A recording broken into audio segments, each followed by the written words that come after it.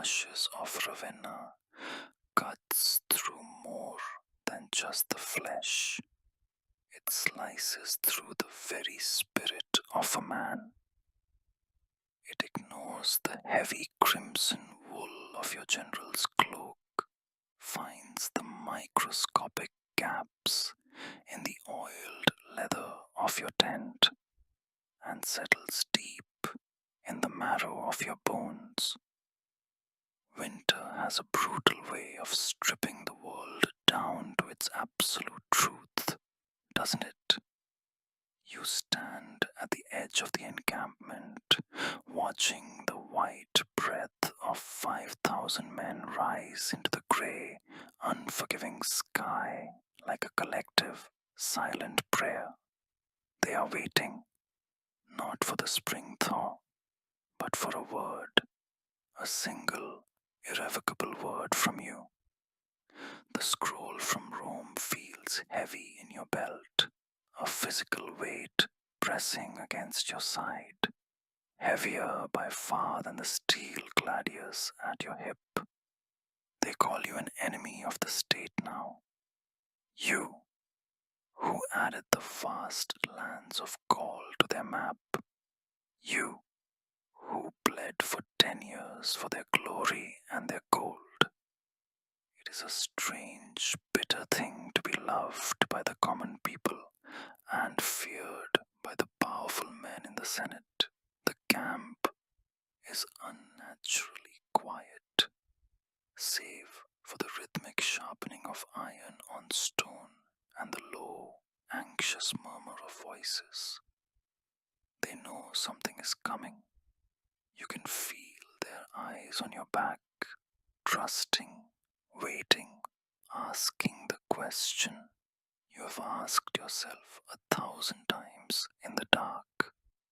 It is a terrible burden, this absolute trust they place in you, but it is also a fire that keeps the cold at bay. You look north towards the white peaks of the Alps that separate you from your conquests, then south towards home, towards destiny. The choice is no choice at all, really. To submit is to die a dog's death in a Roman cell. To march is to conquer the world. The sun sets early in this god-forsaken season, bleeding a bruised, angry purple across the horizon before plunging the world into grey. Long, skeletal shadows stretch over the frost-hardened ground, grasping at your boots like the spirits of the dead. You walk among the fires of the 13th Legion, the heat washing over your face, a stark contrast to the biting air. These are your men. You know their names, their scars, the specific villages in Italy and Gaul they dream of returning to when this is all over. They rise as you pass, the sudden clatter of armor breaking the hush, not out of fear, but out of a reverence that has been forged in 10 years of mud, blood, and shared victory. You nod to a centurion, a man with a face like carved oak, who saved your life at the siege of Alesia. He nods back, eyes steady and knowing. No words are needed between you. The bond between a commander and his legion is stronger than any vote in the Senate, stronger than marriage or blood. You can smell the wood smoke, the roasted spelt grain, the sharp, pungent scent of oil, leather, and horse sweat. It is the scent of home in a way. Rome is a memory of cold marble, echoing speeches and deceitful smiles. Here, in the mud, there is honesty. If you cross that river, you make them outlaws. You make them traitors to the republic they swore to serve. But looking at their faces in the guttering firelight, you know they would follow you into the underworld itself if you asked. And perhaps, looking at the darkness gathering in the south, that is exactly where we are going. Silence has a physical weight tonight, heavier than armor. It presses down on the camp, muffling the usual sounds of soldier life, the dice games, the laughter, the boasting. You sit in your command tent, the canvas snapping gently in the biting wind, a sound like a distant whip. A single oil lamp sputters against the darkness, casting dancing, frantic shadows on the map spread out before you. The Rubicon. It is such a small line of ink on the parchment, such a small stream of water in reality. A child could wade across it in summer without getting their tunic wet. Yet it divides the known world. On one side, safety, law, the slow, comfortable decay of a corrupt peace. On the other, the unknown, civil war, a fire that could consume everything you love and leave only ash.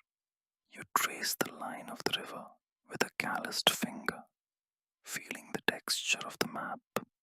Are you a destroyer or a savior? The historians will argue over it for centuries, spilling ink where you will spill blood. But tonight, there are no historians, only you, and the silence, and the beating of your own heart, which sounds thunderous in your ears. You realize that courage is not the absence of doubt, but the refusal to let it stop you. You blow out the lamp, watching the smoke curl into nothing. The darkness is total, but the path is clearer than it has ever been.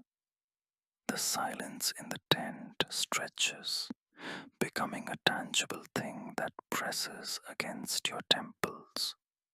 You can feel the rough grit of the map under your fingertips, a tactile reminder of the land you are about to unmake. The oil lamp hisses softly, a dying sound that mirrors the fading peace of the Republic. You take a slow, deep breath, tasting the stale air of the closed space, heavy with the scent of old wax and your own anxiety. Orders are given in whispers, passed down the line like a dangerous secret. There is no trumpet blast to shatter the night, no shouting of commands, just the quiet, metallic clinking of armor and the soft, rhythmic thud of hobnailed boots on frozen earth. We move like ghosts, like a legion of the dead returning to claim the living. We leave the campfires burning high behind us to deceive any spies watching from the hills. Let them think Caesar sleeps. Let them think the lion is resting. By the time they wake, the world will have changed forever. You ride at the front, wrapped in a simple soldier's cloak to hide your rank. Though your bearing gives you away, the air is sharp, the smell of pine and the electric tang of ozone. A storm is brewing. Fitting. The gods love their dramatic irony. You pass a small, weathered shrine to Janus, the god of beginnings and endings. You toss a silver coin onto the cold stone altar, a small offering for such a large gamble. The men behind you are a dark river of steel flowing inexorably towards the destiny you have carved for them. There is no turning back now. The bridges are burnt in your mind long before we reach the river. You feel a strange, icy calmness settle over you. The anxiety of the decision is gone. Now, there is only the action. The die is already spinning in the air. The cold metal of your helmet feels heavy, a physical manifestation of the crown you might one day refuse or accept. Beneath you, the horse shifts, its muscles rolling like water under the skin, a beast sensing the coming storm. You look up at the stars, hard and bright points of indifferent light. They have watched empires rise and fall 1,000 times. To them, this night is nothing, but to you, it is everything. The river is swollen with winter rain, rushing black and fast, churning against its banks. You can hear it roaring in the dark, a churning vein of violence in the moonlight. The Rubicon. It smells of melted snow, wet earth, and ancient mud. You halt your horse at the water's edge, the animal blowing steam into the cold air, shifting nervously. The 13th halts behind you, a sudden cessation of movement that is louder than the march itself. This is the boundary, the sacred limit of your province. To step past this point in arms is to declare war on Rome herself. It is sacrilege. It is treason. You look at the water, rushing, heedless, towards the sea. It does not care about laws or senators or the fate of empires. It just moves, driven by gravity, by nature. Are you so different? Driven by ambition, by necessity, by the sheer force of your own will. You look at your officers, their faces pale in the gloom. They are waiting. The air crackles with tension, like the heavy silence before lightning strikes. You take a breath of the icy air. It tastes of iron and fate. You say the words, not a shout, but a simple statement of fact to the night. The die is cast, and you spur your horse into the black, freezing water, shattering the boundary between the past and the future. The rushing water of the Rubicon creates a white noise that fills your head, drowning out the doubts that whisper in the back of your mind. You can smell the wet stone and the decaying leaves of winter, a sharp, earthy scent that clearing your senses. The reins are slick with moisture in your hands. You tighten your grip, grounding yourself in the physical reality of the leather, forcing your mind to stay in the present moment. The shock water is instant, bracing, violent. It soaks through your boots, numbing your skin, waking every nerve ending to the reality of what you are doing. Your horse stumbles on a loose stone, slipping in the strong current, then finds its footing and pushes forward. You are crossing. It is happening.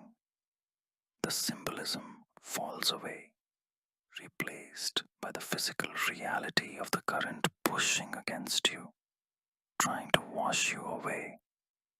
Behind you, the splash and curse of thousands of men entering the stream. It is a chaotic, beautiful sound, the sound of history shifting on its axis. You reach the far bank and pull yourself up onto Italian soil. You are now an enemy of the state. You expect to feel different, marked by the gods. But the wind is the same. The ground is the same mud. The only change is inside you. A door has locked shut behind you, the key thrown away into the dark water. There is no retreat, no compromise, only victory or death. You watch your legion assemble on the southern bank, wet, shivering, and ready to conquer the world for you. You smile in the dark. Let Pompey tremble in his villa. The wolf is at the door, and he is hungry. Your cloak is heavy with water, dragging at your shoulders like the hands of the past, trying to pull you back, but you push forward. The mud on the bank sucks at your boots with a wet, squelching sound, trying to hold you. Every step is a battle against the earth itself. You can feel the cold dampness seeping through your tunics, chilling your skin, but the fire in your chest burns hotter than ever. We march on Ariminum before dawn. The pace is punishing, a forced march that tests the limits of endurance for man and beast alike. Speed is our weapon now, our shield. We must move faster than the news of our coming. The road is empty, silent. The citizens of the Republic are sleeping, dreaming of a peace that no longer exists. You ride with a focus that sharpens the world to a razor's edge. Every tree, every milestone is etched into your mind. You are writing the future with every hoofbeat. The storm that promised itself earlier has finally arrived. Rain begins to fall, cold and hard, mixing with the sweat on your face. It washes away the dust of gall. It cleanses. The men march with heads down, cutting through the weather, shields held high against the deluge. There is no complaint. They are the 13th. They have marched through hell for you before. This is just another road. But you know better. This road leads to the heart of the world. And you will not stop. Not for rain, not for gods, not for men, until you hold it in your hand. You feel invincible, driven by a momentum that is no longer entirely your own. The rhythm of the march becomes a hypnosis. Left, right, left, right.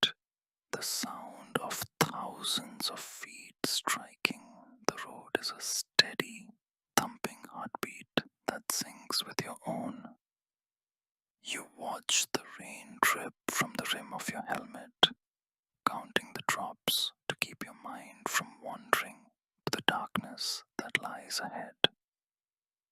The world has narrowed down to this grey road and the relentless forward motion. Dawn breaks grey and weeping over the horizon, a dismal start to a momentous day. The walls of Ariminum loom out of the mist like a phantom city. The gates are open. They did not expect us. Not this fast. Not in this weather. We take the town without a fight, without a single casualty. The surprise is absolute. You ride into the forum, the hoofs of your horse loud on the wet paving stones. The locals stare, faces pale with shock, clutching their cloaks. They see the eagles of the legion, the hardened faces of the soldiers. They know what this means. Civil war has come to their doorstep. You do not offer violence. You offer order. You are not here to sack, but to save. Or so you tell yourself. You set up your command in the town hall, displacing the terrified magistrate. The maps are unrolled on his table. The scouts are sent out. The first piece has been taken. The game has truly begun. You feel a strange detachment, as if you are watching a play from the audience. But the mud on your boots is real, and the fear in the magistrate's eyes is very real. You are the villain in their story, even if you are the hero in yours. The air in Ariminum tastes different, stale, with the fear of its inhabitants. You walk through the empty streets, your boots echoing loudly on the stone, a sound of intrusion. You run a hand over a rough stone wall, feeling the age of the city. It has stood for centuries. Will it stand after you are done with it? The doubt flickers for a second, then is extinguished by the necessity of action. News travels fast, but fear travels faster. Rumors are already spreading south like a plague, growing wilder with every mile. They say you have brought Gauls, savages, to burn Rome and enslave its people. They say you are a monster, a tyrant who drinks blood. You listen to the reports with a grim, humorless smile. Let them fear. Fear will do half the work for us. It will open gates that siege engines could not. You walk the walls of Ariminum, looking south towards the capital. The road to Rome lies open, but Pompey is out there, somewhere. He has the legions of the Republic, the authority of the Senate. He is a great general, a friend. Once, it is a tragedy, really, that two men who could have ruled the world together must tear it apart. But the world is not big enough for two suns. You adjust your cloak against the damp. The rain has stopped, leaving the world scrubbed clean and raw. You can smell the sea, the salt tang of destiny. You turn back to the town. There is work to do. Rome will not conquer itself. You must be the architect of its fall, so you can be the master of its rebirth. You stand on the battlements, the wind whipping your cloak around you like a restless spirit. The smell of of ozone is strong, the scent of a storm that has nothing to do with the weather. You look at your hands, calloused and strong. These hands have built bridges and fortifications. Now they will dismantle a republic. The thought brings a strange, tightening sensation to your throat, a mix of sorrow and resolve. The waiting is over. We are moving again. The machine of war is in motion, grinding forward. Other towns are opening their gates. Pisaurum, Farnham, Ancona. They fall like ripe, heavy fruit. The garrisons flee or join us. It seems the reputation of the 13th is worth more than a battering ram. You notice the young soldiers, the new recruits who have joined along the way. They look at you with wide, worshipping eyes, seeing a god of war.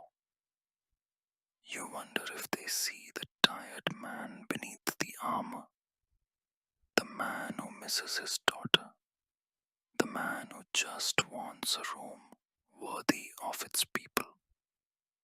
You ride past a vineyard, the vines twisted and bare in the winter light. They will bear fruit in the summer, but who will drink the wine? The thought lingers. War is a harvest of a different kind. You shake the melancholy from your mind. Focus. The road ahead is long, and the wolves are gathering. You signal the advance. The drums begin their low, steady beat. It is the heartbeat of a new empire, and you are the surgeon who must cut out the rot. You cannot afford to tremble now. The knife is in your hand. The vibration of the marching army travels up through the soles of your boots, a constant tremor that reminds you of the power at your command. It is intoxicating and terrifying in equal measure. You look at the sky, watching a hawk circle high above, free and unburdened. For a moment, you envy it. It has no legions, no senate, no destiny. It simply is. You look back down at the road. You do not have that luxury. The Rubicon is behind us now, a dark ribbon of water fading into the night, but the feeling of the crossing remains, a cold dampness that clings to the skin and settles in the marrow. We are marching south, deeper into the heart of Italy, and with every step, the landscape changes. It is no longer the wild, untamed frontier of Gaul with its brooding forests and hostile silences. Here, the land is tamed, cultivated, manicured. We pass olive groves that shimmer silver in the moonlight, their twisted trunks like old men watching us pass in judgment. We pass vineyards where the vines are tied with precision, sleeping until the spring warmth wakes them. It is all so orderly, so Roman, and we are the disorder. We are the storm breaking upon this calm shore. You ride in silence, letting the rhythm of the march soothe your racing mind.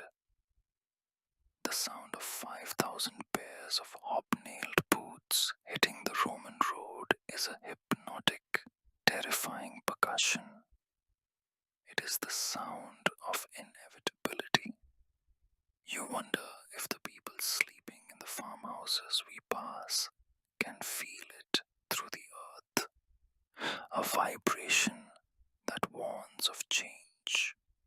You catch the scent of wood smoke from a distant chimney, and it triggers a sudden, sharp memory of your childhood home in the Subura, the smell of bread, the noise of the streets. You are marching towards that home now, not as a son returning, but as a conqueror demanding his inheritance. The thought is both bitter and sweet, like wine left too long in the jar. You pull your cloak tighter against the chill. There is no turning back. The road only leads forward towards the 7 hills, and whatever fate awaits you there. The first light of dawn bleeds into the sky, a pale, sickly grey that offers no warmth. It reveals the exhaustion on the faces of your men, the dark circles under their eyes, the grim set of their jaws. They have marched through the night without complaint, driven by a loyalty that humbles you. They are not just soldiers, they are the instruments of your will, extensions of your own ambition. You feel a sudden surge of protective, fierce pride. They trust you to lead them to victory, to glory, to riches. They do not know that you are leading them into a civil war that could tear the world apart. Or perhaps they do know, and they simply do not care. To them, you are more than a general. You are their luck, their provider, their father. You watch as a young legionary stumbles, then is caught by his comrade, a rough hand clapping him on the shoulder, a shared nod of encouragement. It is these small moments, these unseen acts of brotherhood that forge a legion. You are an outsider to this intimacy, separated by the invisible wall of command. You are the architect of their suffering and their triumph. You look ahead, where the walls of the next town are just becoming visible through the morning mist. Another gate to open, another choice to make. You straighten in your saddle. For them, you must be invincible. You must be the god they believe you to be. The morning mist clings to your skin, a cold, wet film that makes you shiver despite your discipline. You rub your eyes, gritty with lack of sleep. The world feels soft edges and unreal in this light. You have to remind yourself that the swords are sharp, the orders are real, and the consequences are deadly. You take a sip of sour bosca from your flask, the sharp taste shocking your senses back to alertness. Arminum is ours. The occupation was swift, almost bloodless, a surgical strike that left the town stunned but intact.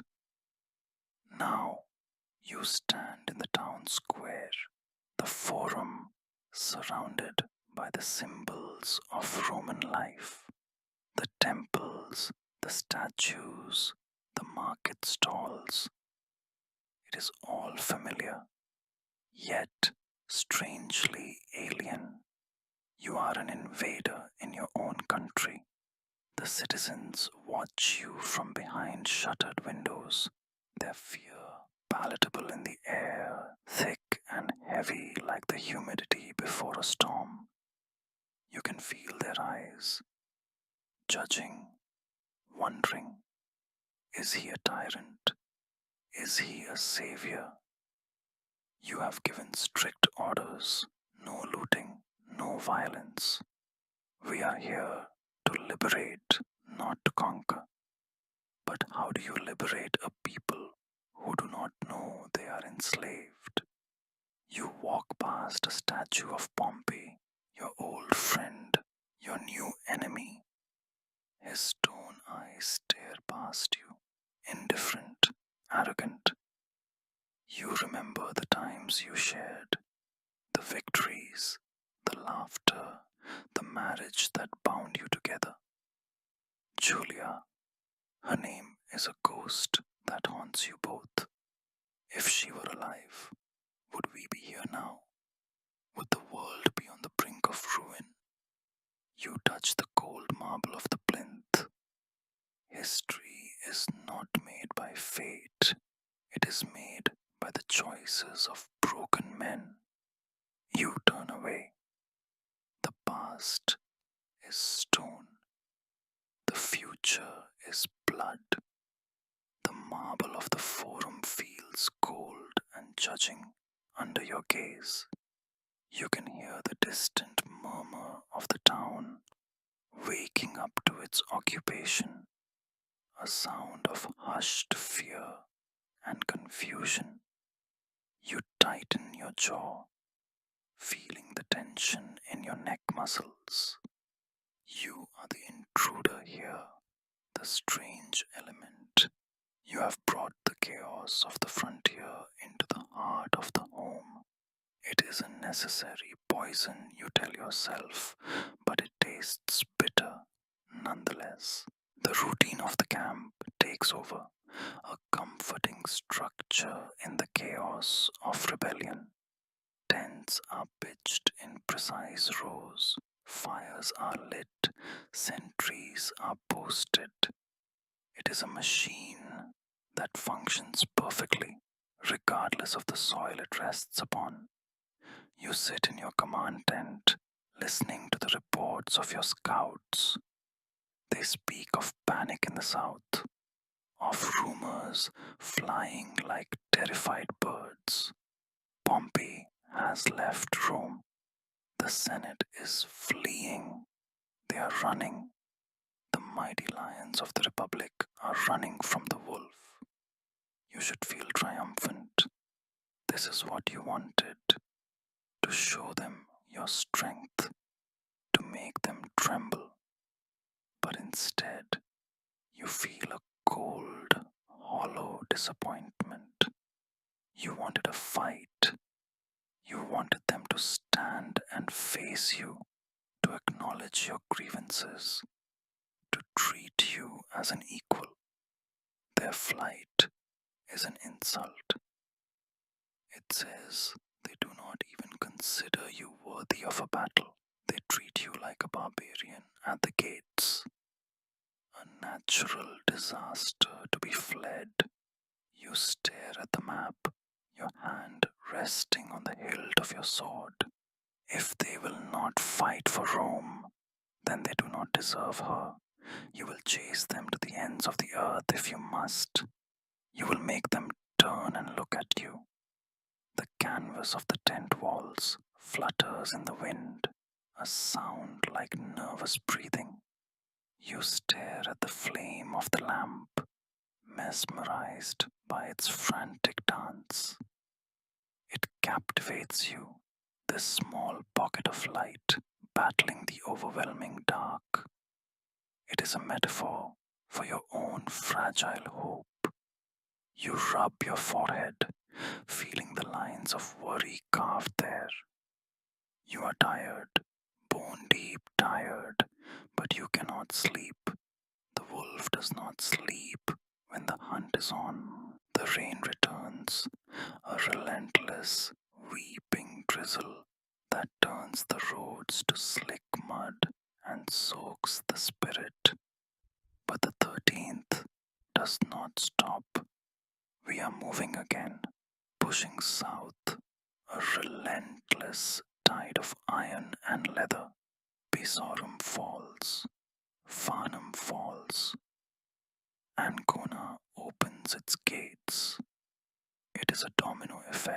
of surrender. The garrisons meant to stop us simply melt away, joining our ranks or fleeing into the hills. We are gathering momentum, mass, and speed. You ride through these towns and you see the confusion in the people's faces. They expected fire and sword. They expected the end of the world. Instead, they get discipline. They get order. They get a general who pays for his supplies and punishes looters with death. You differ yourself from the chaos they fear. You are the calm eye of the storm. A woman rushes out from a crowd and presses a loaf of bread into your soldier's hand. He looks at it, surprised, then looks at you. You nod. He takes it.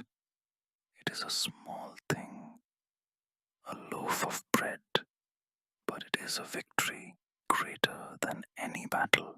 It means they are beginning to see. They are beginning to understand. You are not the enemy. You are the necessary surgery for a dying patient. The rain is relentless, drumming on your helmet with a maddening persistence.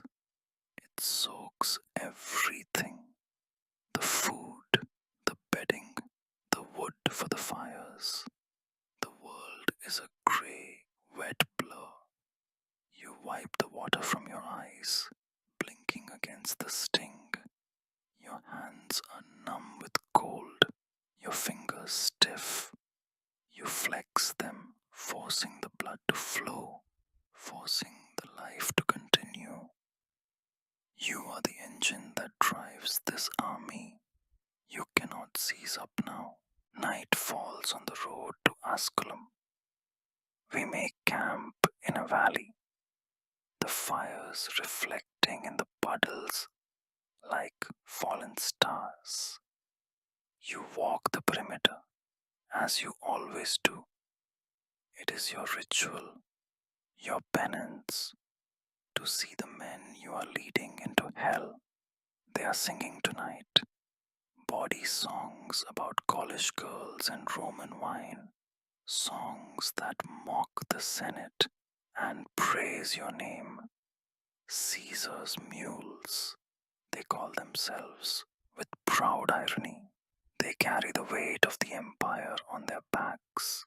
You stop to listen, hidden by the shadows of a grove of cypress trees.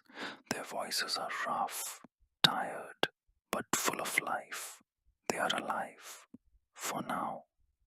You wonder how many of them will be dead before this is over.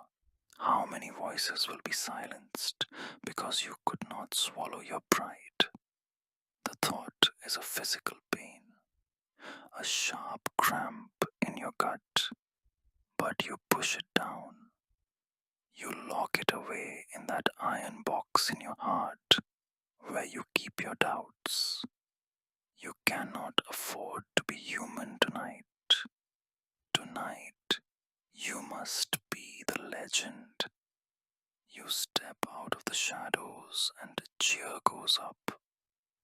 It is loud, defiant, shaking the leaves of the trees. You smile. It is the only mask you have left. The firelight casts long dancing shadows that look like specters of the dead. You sit close to the warmth, feeling it on your face, while your back remains frozen. The contrast is sharp, like your life. Glory and ruin, love and hate, sitting side by side. You stare into the embers, watching them pulse and fade. Everything burns, eventually. The question is, will you burn bright enough to leave a mark on the ash? A messenger arrives from Rome. He is exhausted, his horse covered in foam, his face grey with fatigue. He brings news that is both sweet and poisonous. The city is in chaos. The magistrates have abandoned their posts. The treasury has been left behind in the panic. Pompey has declared that he will stomp his foot. Legions will spring from the earth, but no legions have sprung, just fear. You read the letter by the light of a flickering torch. They are calling you a monster, a second Hannibal. They say you intend to burn the capital and massacre the nobility. The lies are so extravagant, they are almost funny. Almost. It hurts somewhere deep inside that they think this of you. You who expanded the empire, who championed the people. Do they really know you so little? Or do they know you too well? Perhaps they see the ambition you try to hide, the hunger that is never satisfied. You crumple the letter in your fist. Let them lie. History is written by the victors, and you intend to write it in bold, clear letters. You throw the parchment into the fire and watch it curl and blacken. The truth will be decided on the battlefield, not in the Senate House. The paper in your hand feels fragile, yet it carries the weight of a declaration of war. You can smell the ink, acrid and sharp. You trace the seal of the Senate with your thumb, feeling the wax yield. They have made their choice. Now you must make yours. A cold anger settles in your stomach, a hard, dense stone of resolve. They want a monster. You will show them a general. The landscape is changing as we move deeper into Italy. The hills are rolling, softer, covered in the grey-green haze of winter vegetation. It is a beautiful country, a country worth fighting for, worth dying for. That is the question that beats in time with your heart. You stop by a stream to let the horses drink. The water is clear, cold, rushing over white stones. It is peaceful here. For a moment, the war feels very far away. You can hear a bird singing, a lone, defiantly cheerful sound in the grey morning.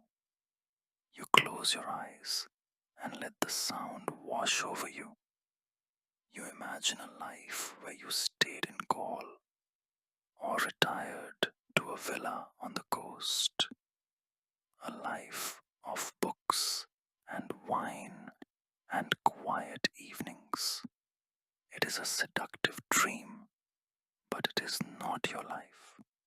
You are a creature of the storm. You need the wind, the noise, the danger. Peace is a slow death for a man like you. You open your eyes. The bird has flown. The soldiers are waiting. The silence is waiting to be filled with your command. You mount your horse. Forward, you say, and the peace is shattered once more. The water of the stream is painfully cold on your hands as you splash your face. It shocks you, waking you from the days of the march. You look at your reflection in the broken surface, fragmented, shifting. unsure. Which piece is the real Caesar? The father, the lover, the conqueror. The water smooths out and the face returns, singular and hard. It doesn't matter, they are all one now. We intercept a column of Pompey's recruits today. They are young, terrified, barely knowing how to hold their spears. They see the weathered veterans of the 13th, the scars, the cold professionalism, and their courage evaporates like mist. They throw down their weapons before a single blow is struck. They surrender. You ride out to meet them. You expect defiance. You find children playing at war. You tell them they are free to go or free to join. Most join. They want to be on the winning side. They want to be with the legend. You incorporate them into the ranks, mixing them with your veterans. It is strange to see them side by side, the old wolves and the puppies. It reminds you that this war is a civil war, brother against brother, father against son. These boys could be the sons of your centurions. The tragedy of it sits heavy on your shoulders. You are knitting the army together, but you are tearing the country apart. You look at their faces, relieved to be alive, eager to please. You nod to them. Welcome to the 13th, you say, and you see them stand a little taller. You have given them a purpose. Now you must give them a victory. The silence of the surrendered troops is louder than their cheers would be. You walk among them, smelling the sweat of their fear. They are just boys. You feel a sudden, sharp pang of paternal sadness. They should be in school or in the fields, not here, kneeling in the mud before a man they were told was a demon. You rest a hand on a shoulder, feeling the trembling beneath the tunic. It is a fragile world we break. The news from Rome is specific now. Specific and pathetic. The consuls left without even making the usual sacrifices to the gods in the capital. An omen of bad luck, or just cowardice. They fled in such haste, they left the keys to the temple of Saturn, the treasury. They left the gold. You almost laugh. They are so afraid of you, they left the very thing they need to fight you. It is a gift, a grotesque, ironic gift. You will use their own gold to pay the soldiers who are chasing them. The gods really do love their irony. You are nearing Corfinium now. Domitius Ahenobarbus is there. He is the only one who has stood his ground. A fool, but a brave fool. He hates you with a purity that is almost admirable. He calls you the adulteress. He mocks your boldness. He is a petty, angry man, but he is standing. That is more than Pompey did. You respect him for that. You will crush him, of course. You will encircle him and starve him out, but you will respect him while you do it. You look at the walls of the fortress in the distance, the first real resistance. Finally, your blood quickens. The chase is over. The fight begins. The stone walls of Corfinium look impenetrable in the fading light. You calculate angles, heights, distances.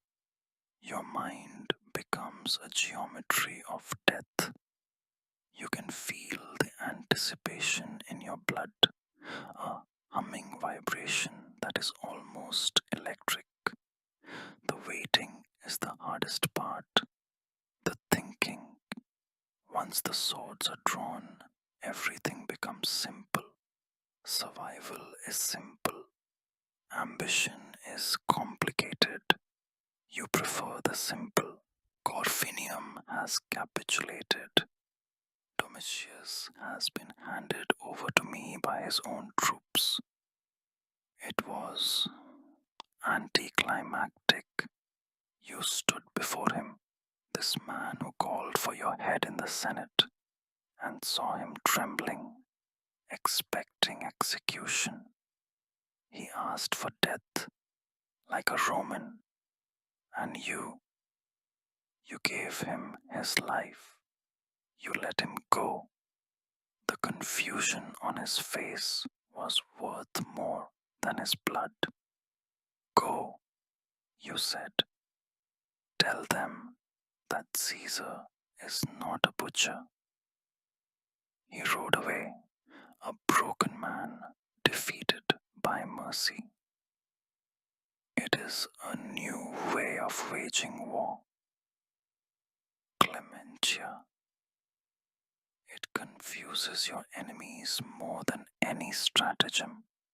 They do not know how to fight a man who forgives them. But is it mercy?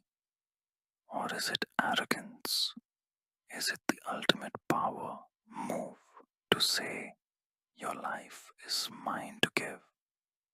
The soldiers cheer your name until their throats are raw. They love the magnanimity. It makes them feel noble, righteous. We are not just an army, we are a moral force. But you know the truth. You let him go because he is no threat. A dead martyr is dangerous. A living failure is just sad. You watch the sun set over the captured town. The road to Rome is clear now. There are no more armies between you and the capital, just miles of open road and the weight of your own choices. The siege lines are a chaotic scar on the land. You walk through the mud, which sucks at your boots with every step, a constant, wearying resistance. You can smell the wood smoke of 1,000 campfires and the darker, copper scent of blood. You stop to watch a blacksmith repairing a gladius, the rhythmic clang of the hammer ringing in the cold air. It is the music of your life, the forging of iron, the forging of destiny. The march continues, but the mood has shifted. We are no longer invaders. We are inevitable. The towns open their gates before we even arrive. The people line the roads, not in fear, but in curiosity, even hope. They shout your name, Caesar, Caesar. It is a heady whine, this adoration. It drowns out the doubts that whisper in the quiet moments before sleep. You ride with your head high, acknowledging them with a wave, a nod. You are playing the role of the benevolent dictator, the father of the fatherland. But beneath the mask, you are watching the horizon. Rome, the eternal city. It pulls you like a magnet. You can feel its gravity. You remember the streets you walked as a young man, the forum where you made your first speeches, the subura where you learned the price of power. You are returning to change it all, to tear down the rot and build something new, something stronger. But creation requires destruction. You know this. The people cheering you do not know the price that will be paid. They see the glory. You see the cost. You grip the reins tighter. Let them cheer. You will carry the burden for them. Domitius looks smaller than you expected without his armor. Just a man, a frightened, angry man. You look at him and feel nothing. No triumph, no hate, just a fatigue that settles in your bones. You expected a monster to match your own. Instead, you find only politics and vanity. You turn away, looking out at the horizon. The victory tastes like ash in your mouth. Is this all there is? Just men. We are getting closer. The landscape is becoming more familiar. The distinct roll of the hills, the smell of the air. We are in the heartland of Italy. The messengers from Rome are frantic now. Pompey has fled across the Adriatic to Greece. He has abandoned Italy entirely. He has left the people to you. It is a strategic withdrawal or a cowardly flight. It depends on who you ask. To you, it feels like an abdication. He has given you Rome. He has handed you the center of the world without a fight. You should be elated, but you feel a simmering anger. You wanted him to stand. You wanted him to defend the Republic he claimed to love. By running, he has made you the master of an empty house. The Senate is empty. The courts are silent. The city is waiting for you like a bride left at the altar. You will enter it, yes. You will take possession. But it is a hollow victory. You realize now that you are not fighting Pompey, the man. You are fighting Pompey, the ghost, the idea, the shadow that will haunt your every step. He will build an army in the east. He will return. This war is not over. It has barely begun. The road to Brundisium is long and dusty. The dust coats your throat, making you cough, a dry, hacking sound. You drink warm water from your flask, but it does not quench the thirst. It is a different kind of thirst, a thirst for an end, for a resolution. You watch the sun beat down on the helmets of your men, creating a river of blinding light. You narrow your eyes against the glare. The sea is waiting, and Pompeii, Rome. You see the silhouette of the city against the twilight sky, the 7 hills, the temples. It is exactly as you remember it, yet completely different. It is no longer home.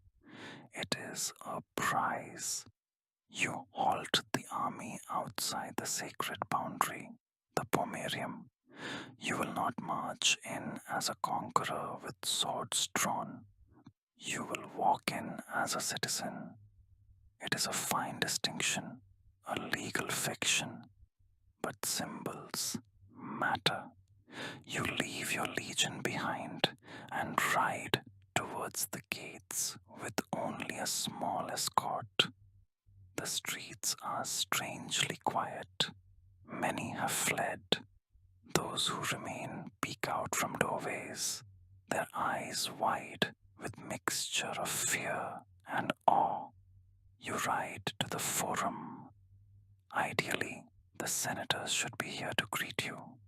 Instead, there are only a few stragglers, men too old or too unimportant to run. You dismount and walk up the steps of the Senate House. The doors echo as you push them open. The chamber is empty. Dust motes dance in the shafts of light. You stand in the center of the floor, where you used to argue and debate. The silence is deafening. You have won. You are the master of Rome, and you have never felt more alone. The sea air is salt and rot. The harbor of Brundisium is a forest of masts. You can hear the creaking of the wood, the snapping of sails. It is the sound of escape. Pompey is leaving. You stand on the pier, the wind whipping your hair, stinging your eyes. You feel a frustration so intense it is physical, a tightness in your chest. He is running away. He is taking the war with him, dragging it across the seas. You sit in the Regia, the office of the Pontifex Maximus. It is your official residence, the one title they could not take from you. Outside, the city is slowly coming back to life. The markets are opening. The panic is subsiding. Life goes on.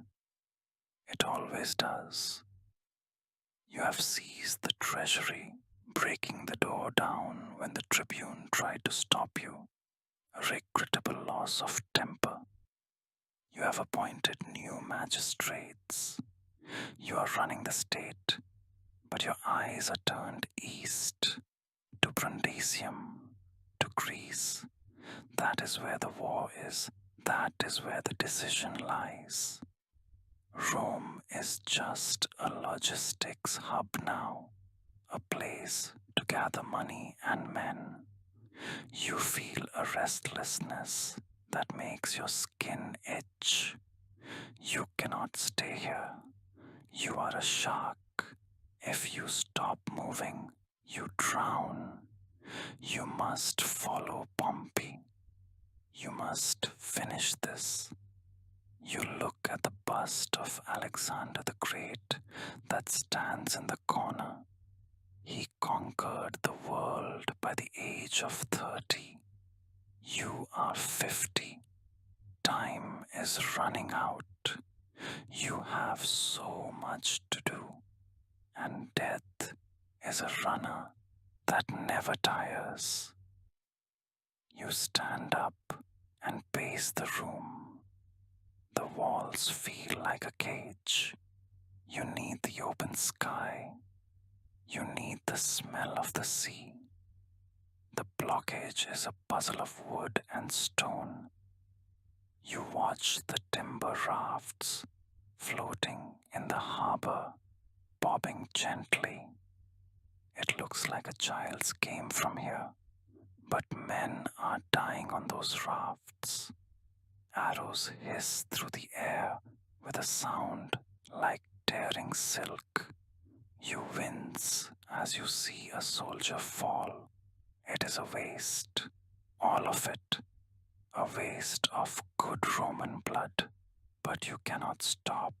To stop is to drown. We leave Rome. The stay was short, necessary, but stifling. We march south again, towards the heel of Italy, towards the sea. The men are in high spirits. They have been paid. They are fed. They believe the war is practically won. You do not disillusion them. Hope is a weapon too. But you know the odds. Pompey has the navy. He has the wealth of the East. He has the time. You have nothing but speed and audacity. And the 13th, you ride past the Appian Way, the tombs of the ancients watching you pass.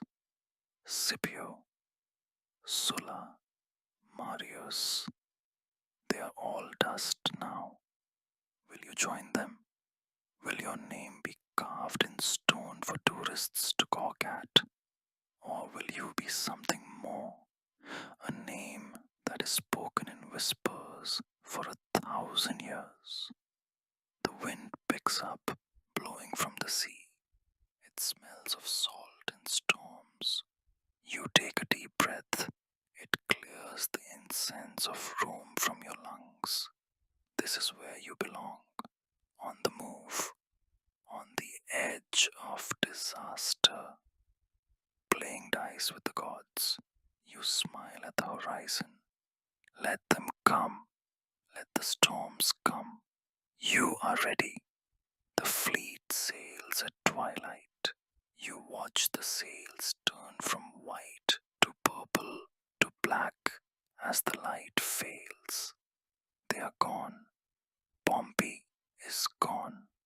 You are left standing on the edge of Italy, the master of an empty house. The silence of the harbor is profound. No more shouting, no more fighting, just the lapping of the water against the stone. You feel a strange hollowness. You have won everything, and you are holding nothing. Brundisium, the end of the road. The sea stretches out before us, vast and grey. Pompey is there, just out of reach. His ships are in the harbor, preparing to sail. You try to block the harbor mouth, to trap him. It is a desperate engineering feat, building moles and rafts in the churning water. Your men work day and night, driving piles into the seabed. It is a race against time. You watch the construction from the shore, the spray misting on your face. You can see his sails in the distance, so close. If you catch him here, the war ends. Thousands of lives saved, but slippery as an eel, he evades you. He breaks through your blockade on a dark, windy night. You watch his lanterns fade into the blackness of the Adriatic. He is gone. The war will not end here. It will expand, grow, consume the world. You feel a heavy stone settle in your stomach. It is not fear. It is the weight of the future, the weight of all the blood that is yet to be spilled. You turn your back on the sea. The game continues. Rome awaits. The return is not the triumph you dreamed of as a boy. You ride back north, the landscape reversing itself. The spring is coming now. Green shoots are pushing through the mud. Life is returning. But you feel winter inside you. You are bringing the sword to the city of laws. You can feel the irony of it like a stone in your shoe. You are the savior who must destroy to save. You stand on the docks of Brundisium, looking at the empty horizon where Pompey's fleet vanished. The harbor is quiet now, save for the lapping of waves against the unfinished blockade. You have failed to stop him. He has escaped to Greece to raise the world against you.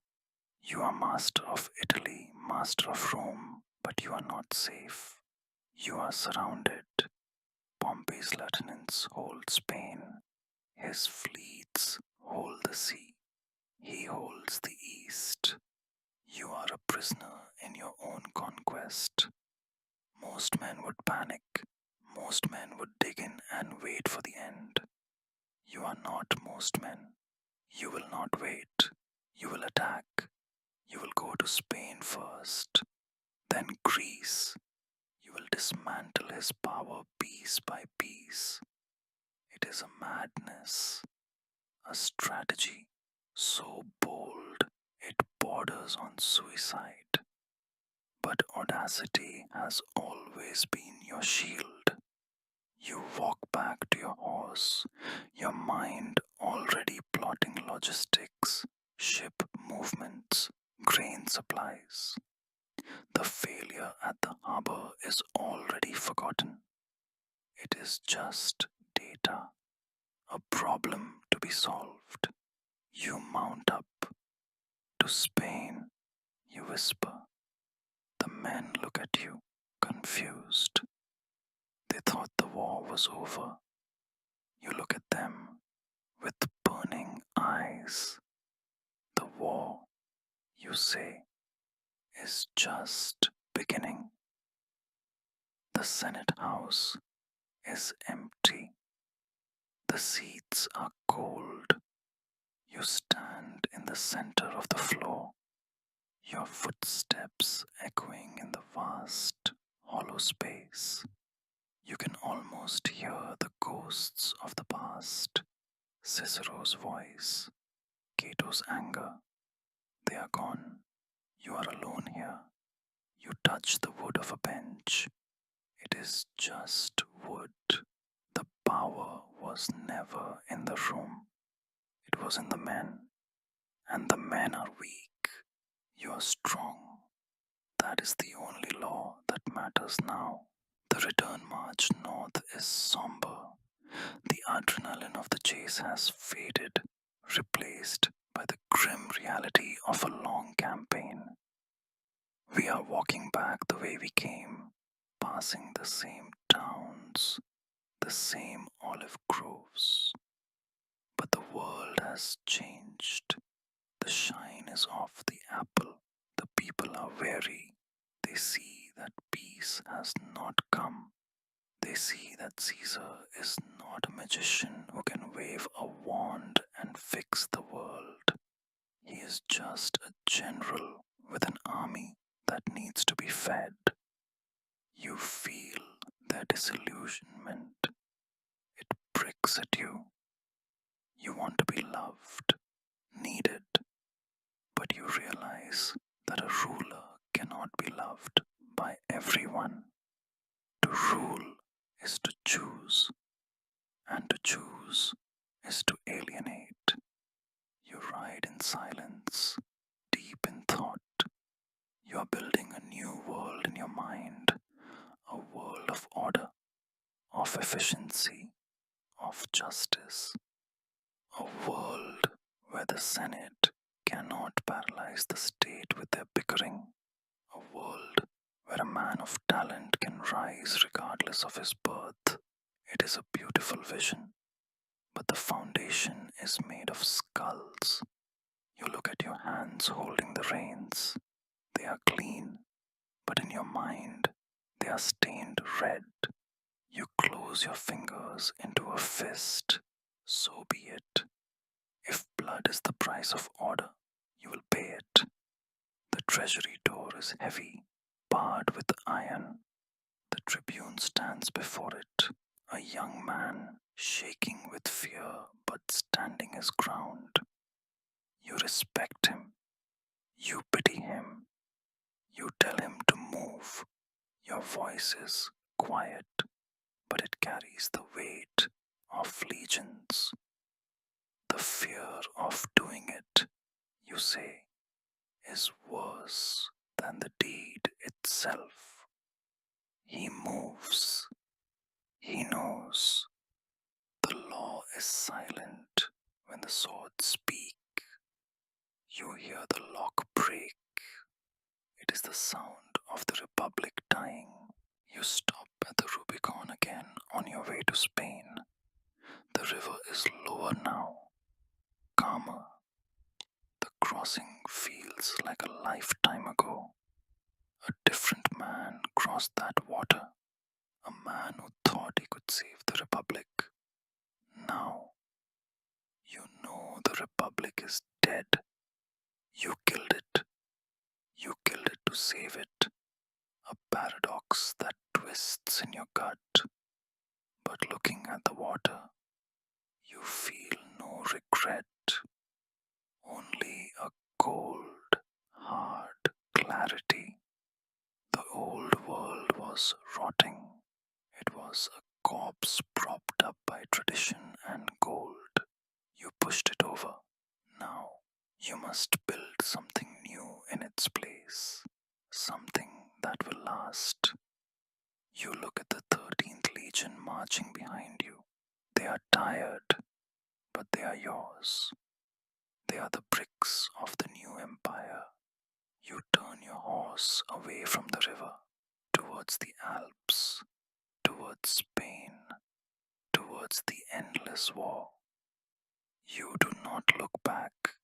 There is nothing back there for you, only ghosts.